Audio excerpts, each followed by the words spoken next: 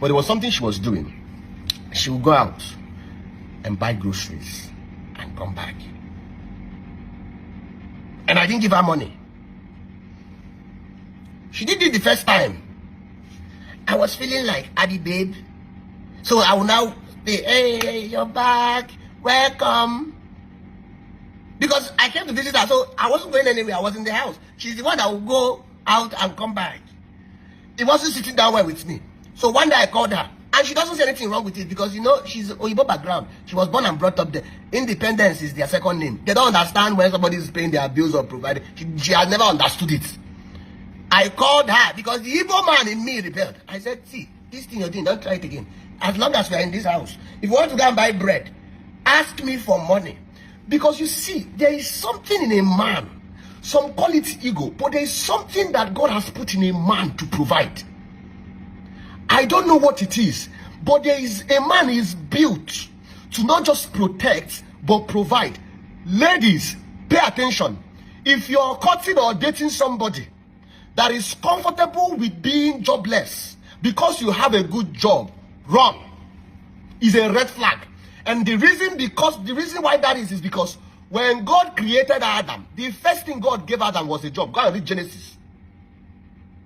Then when Adam was working, because locally the job was too much, Adam told God said, it is no good for this man to be alone. Let us give him a helper.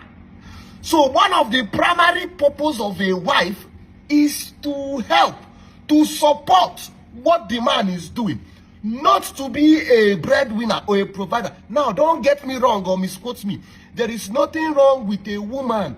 Maybe the husband was laid off work and they are looking for work, or the husband is trying this new thing and he has not paid yet, and she has a job and she's supporting. That is fine. There is nothing wrong with that.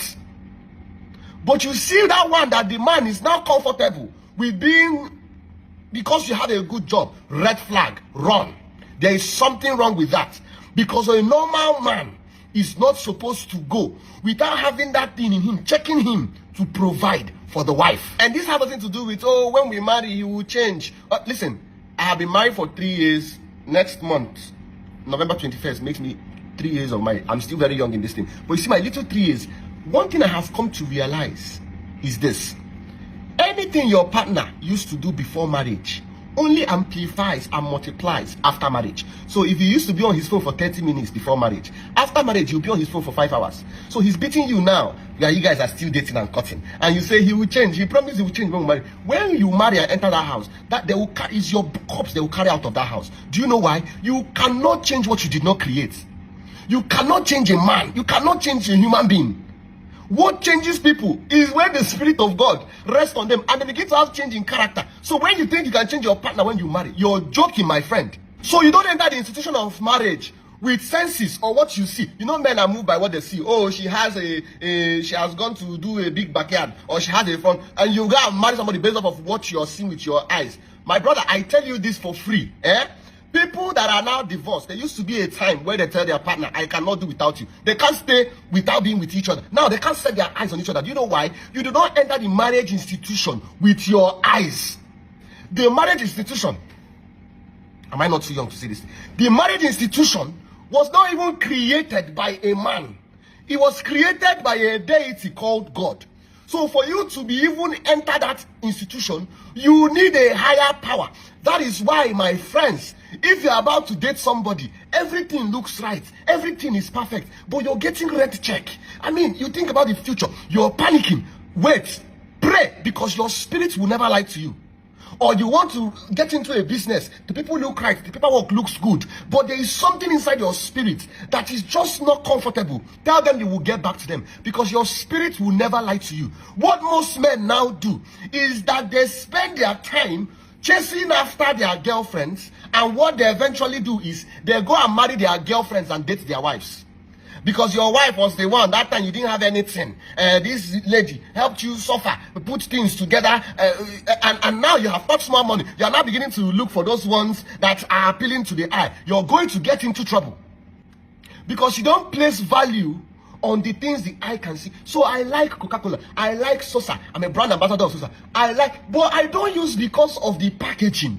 and go and buy it. It's the content. So we have a generation of people, not all, but most of us, have now neglected the value, the content of a person, and we now pay attention to what is. Let me tell you the truth. When you are fighting with somebody that the world considers beautiful, you will not see the beauty. Oh, you don't know?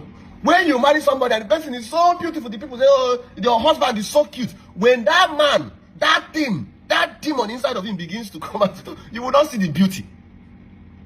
So you have to pay attention to the heart. It is the heart.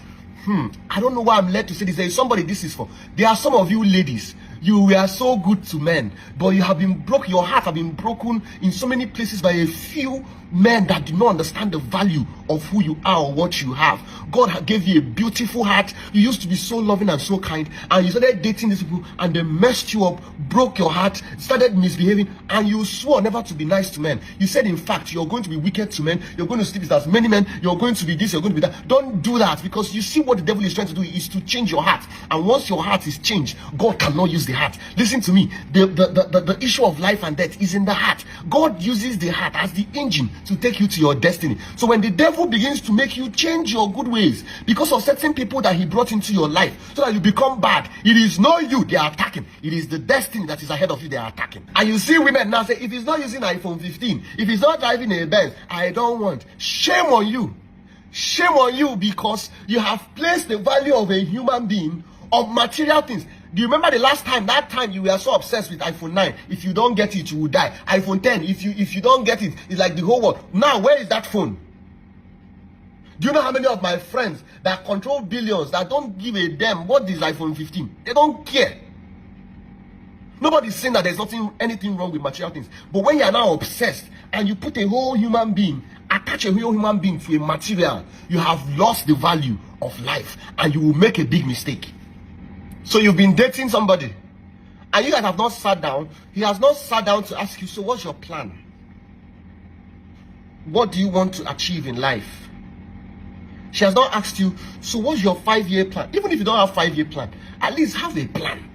They said whoever fails to plan has planned to fail.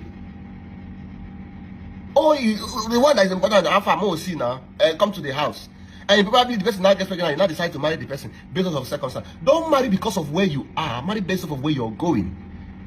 Marriage is a journey. You don't marry because, oh, she used to give me something or he used to give me something. And you know that that is not going to be your permanent state. But you now marry based off of sentiment of where you are. And because you marry based off of where you are, the person you married has no business with your destiny.